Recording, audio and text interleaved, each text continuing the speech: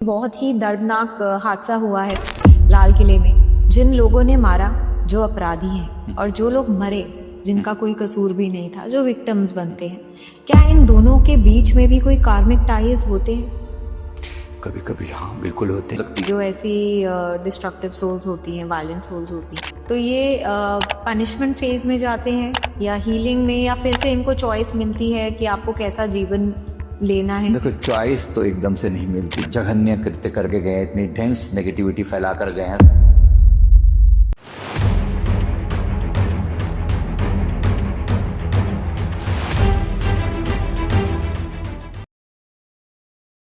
आपके साथ सर हमेशा जब भी मेरी कॉन्वर्सेशन होती है एक नई अंडरस्टैंडिंग लेके जाती है, and for our audience also हमें बहुत कुछ समझने को मिलता है।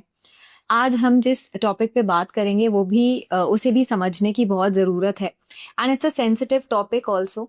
हम लोग बात करेंगे सोल कॉन्ट्रैक्ट पे, कैसे जो चीज़ें हमारे साथ होती हैं वो ऑलरेडी प्री प्लान्ड होती हैं या हमारे कर्मों की वजह से होती हैं या हमारी कुछ फ्री विल होती है या नहीं होती। And also we'll talk about जो वायलेंट सोल्स होती हैं, जो डिस्ट्रक्टिव सोल्स होती हैं, हिंसक आत्माएं जिसे हम कहते हैं, उनका जन्म क्यों होता है, उनका भी क्या कोई सोल कॉन्ट्रैक्ट होता है?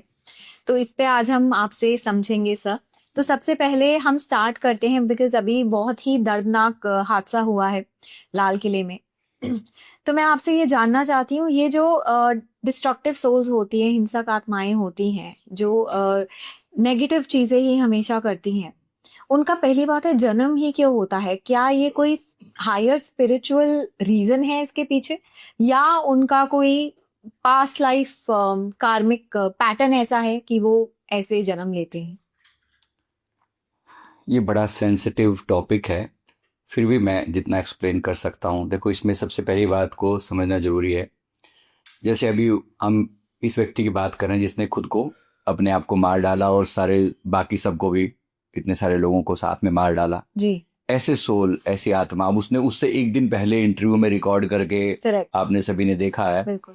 कि वो बोल रहा है कि ये भी कोई आसान काम नहीं होता। वो अपने आप को जस्टिफाई कर रहा है बिल्कुल। मरने से पहले कि मैंने जो किया वो कितना महान कार्य है, आपको क्या पता। वो वास्तव में सबको ये बताना चाह रहा है अपनी टूटी फूटी भाषा में। उसने जो समझाया असल में वो ब्रेन वॉश्ड है, सिंपल सी भाषा में ना।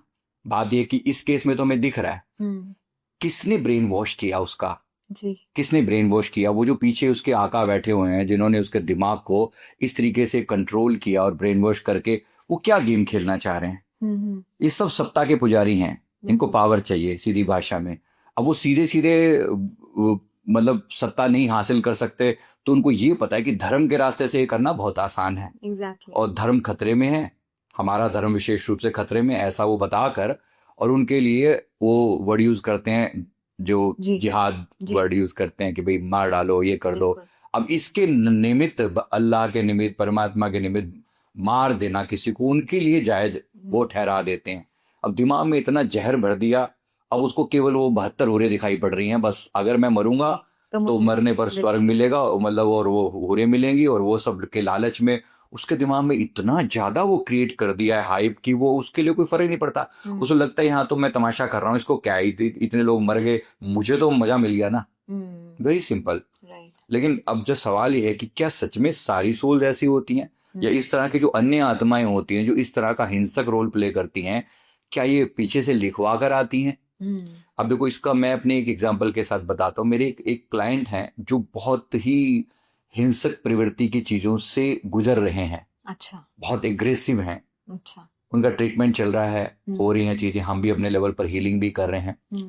इनका हमने पास्ट लाइफ देखा, मतलब ये एक विक्टिम सोल है। विक्टिम सोल का मतलब है कि हमने देखा कि ये पिछले जीवन में दो कबीलों के बीच की कोई लड़ाई थी जी। किसी लड़ाई में इनका पूरा परिवार जो है वो बिना कारण के मार दिया गया।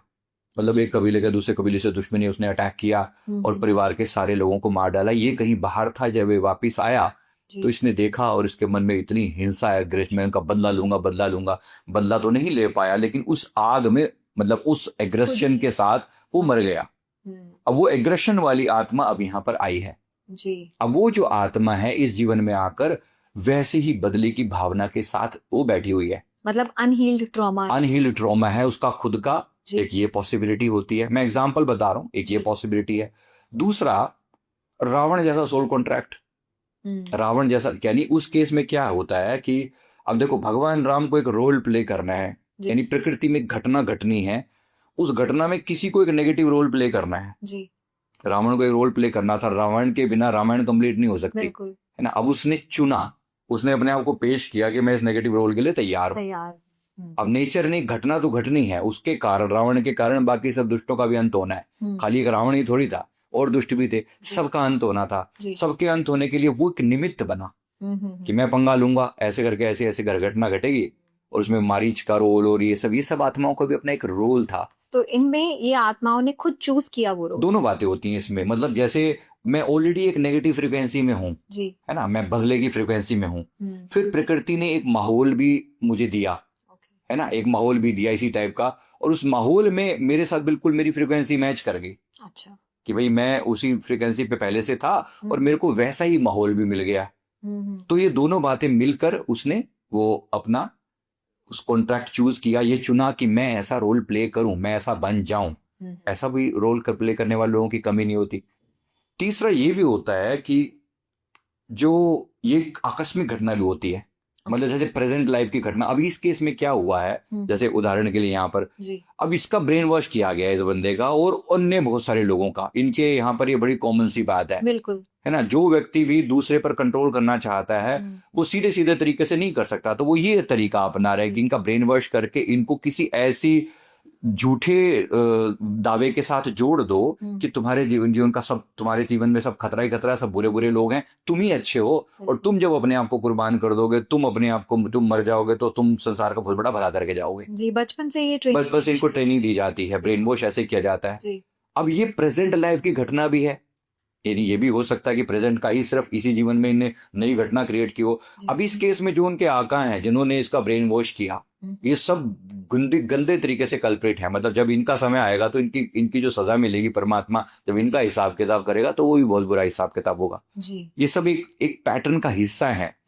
तो 2-3 बातें मैंने आपको अलग अलग पैटर्न में बताई, राइट? जी जी जी अच्छा, ऐसा भी होता है सर कि यूनिवर्स कॉन्शियसली कुछ सोल्स को चूज करता है ऐसे डार्क रोल्स के लिए, ऐसा कभी नहीं, देखो ऐसा, जैसे सपोज इसमें इसका मतलब ऐसा समझो कि भाई एक समय ऐसा आ रहा है जहां पर, एक समय ऐसा आ रहा है जहां पर नेगेटिव चीजें प्रिवेल करेंगी। जी जैसे कलयुग का मतलब भी क्या है, आने वाले टाइम में ऐसा हम देख सकते हैं, है ना। अब जो सोल, जो आत्माएं पहले से उसी फ्रिक्वेंसी पर वाइब्रेट कर रही थी, जी जो थी ही उसी टाइप की नेगेटिव फ्रिक्वेंसी वाली, तो ऑटोमेटिकली एक्टिव हो जाएंगी, वो अट्रैक्ट करेंगी इस चीज की वजह से। अच्छा ऐसा हो रहा है, मतलब कैसे धोखे की फ्रिक्वेंसी ज्यादा एक्टिव है, सत्ता की फ्रिक्वेंसी ज्यादा एक्टिव है ना। कोई किसी के साथ, मैं किसी का एग्जांपल बता रहा हूँ, जैसे एक सोल जो है, एक लेडी जो है, उस दिन मतलब वो अपने, उसके पति ने उसको कुछ बुरा भला बैड वर्ड यूज करके, उसको बहुत गाली वाली देकर ऐसे करके, और उसको उसने मेरे को बताया कि ये हमारी क्लाइंट है,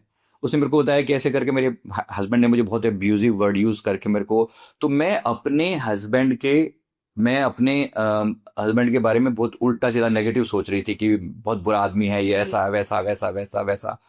और तब से उसने कहा कि मेरा माइंड जो है ना बड़ा, उसके बाद से मतलब मेरी तबीयत इतनी ज्यादा खराब रहने लगी, मैं लगातार डिप्रेशन में आती चली गई, एक घटना के कारण। अब मैंने जब उसकी एनर्जी को चेक करके देखा तो उसकी एनर्जी में एक शैडो स्पिरिट मुझे दिखाई दी। अच्छा शैडो स्पिरिट दिखाई दी। वो शैडो स्पिरिट कौन थी, जब उससे कनेक्ट करके देखा गया उस स्पिरिट के साथ कि ये कहाँ से आई है, तो उसने बताया कि ये वो एक सोल है, वो भी एक स्त्री थी, वो भी अपने पति के द्वारा सताई गई थी और वो उसके आसपास में घूम रही थी। जब इसने देखा कि ये उसी सेम फ्रीक्वेंसी पे वाइब्रेट करने वाली एक सोल तो अपने पति के प्रति वो जो कर्स कर रही है, उसको बुरा बोल रही है, इन दोनों की फ्रीक्वेंसी मैच कर गई, तो वो सीधी सीधी इन दोनों की फ्रीक्वेंसी ज्वाइन होगी। मतलब उसने इसके ऑरा में एंटर कर लिया, इसके ऑरा पे कब्जा कर लिया। अब ये घटना भी मैं आपको जैसे बता रहा हूँ, अब वो एक एग्रेशन की फ्रीक्वेंसी के साथ कोई व्यक्ति पहले से जी रहा है, आसपास में नेगेटिव चीजें मौजूद हैं, उसने उस फ्रीक्वेंसी के ऊपर सीधा सीधा अट्रैक्ट कर लिया। तो ये एक तरीके से आप ऐसा भी रोल होता है। कभी कभी मैंने यूनिवर्स वाली बात करी कि भाई जैसे राम जी की जब जीवन कथा लिखी गई तो एक रोल खाली रहेगा, भाई रावण कौन बनेगा, वो भी एक बात है ना, सोचिए। जी और रावण क्या है, वो पहले से तैयार है इस बात के लिए, भी भगवान के हाथों मेरा वध होगा। अब इसको हम पॉजिटिव वे में दिखा रहे हैं जी कि भाई मेरा वध भगवान के हाथों से होगा। वो जानती है वो सोल कि ऐसा होने से उसका भला होगा। बिल्कुल ऐसा भी हो सकता है कि जी उसका भला, उसको लगे कि मेरे ऐसा रोल प्ले करने से इसका भला होगा, मतलब ओवरऑल जो है संसार का भला होगा। क्योंकि राम कथा तभी कंप्लीट होगी जब रावण बीच में होगा। तो ये भी हो सकता है कभी कोई ना, ये रोल भी। तो कुछ चीजों का मेल होता है, मैंने आपको सारे एस्पेक्ट बताए रहे। जी जी जी